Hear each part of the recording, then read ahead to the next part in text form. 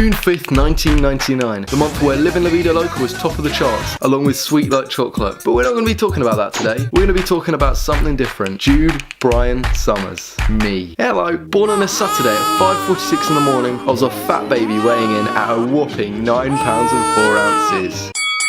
Get in there. My dad was working as a marketing manager in London at the time. I don't really know what that means, so I'm going to move on to my mum. My mum was a full-time mum, which was a big job because I was born and I already had 2 other siblings, Tuesday and Kieran Summers. We were a handful, but we're not done yet. About a year and a half later, Anya joined the crew, my little sister. A little while later, I moved house for the first time.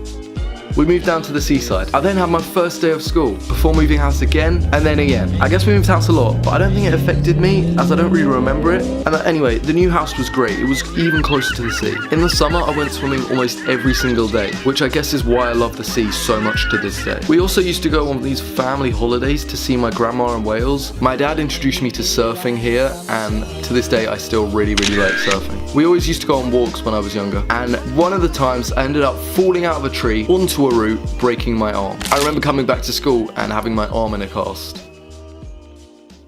Just as I thought there wouldn't be any more additions to the family, my parents brought back Kudo, a tiny working cocker spaniel that could make anybody go, aww. This was awesome. However, around the time when I started high school, Kudo got hit by a van. He wasn't really the same after that, so we had to take him to a farm. Later I learned what take him to a farm actually meant. During the first 2 years of high school, I was very sick. I spent my days either in bed or playing video games. I spent my days studying and learning how to be a good son. Anyways, I guess you could say I didn't have a normal high school experience. I remember going to school one day and actually throwing up outside of school and having to go home. That was embarrassing. Needless to say, all this time off affected my social life. My grades weren't great either. When year 10 came around, it hit me pretty hard. But it wasn't my GCSEs that I was scared of. My parents had told me they were getting a divorce. This was a big deal.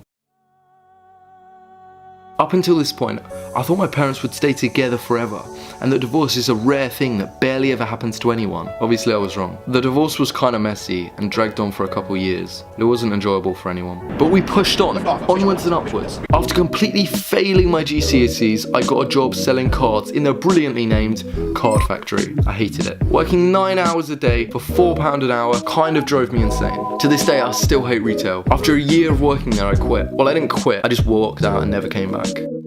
Only looking forward, never looking back. That was my thinking. Then college happened. In college, a lot happened. I had my first kiss, moved house, made more friends, had my first relationship, had my first breakup, and also discovered drinking. Well, underage drinking. I remember it being my friend's 18. All my friends were 18 and they were all going clubbing. Then there's me, 17. I had to go. After missing so much of high school, I developed serious FOMO, fear of missing out.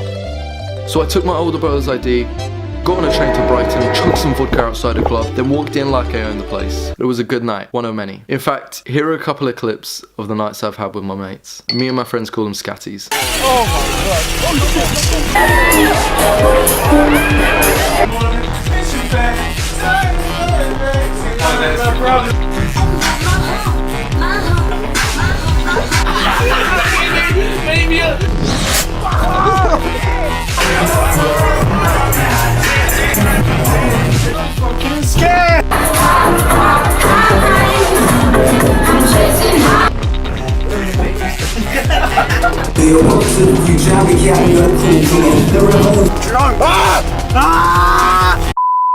In the second year of college, I started media. I liked the class and I liked the people. I made a few films and enjoyed it. But I didn't really get into filmmaking until talking to one of my good friends, Rob. Rob's one of my best mates and he started filming when he was like 6.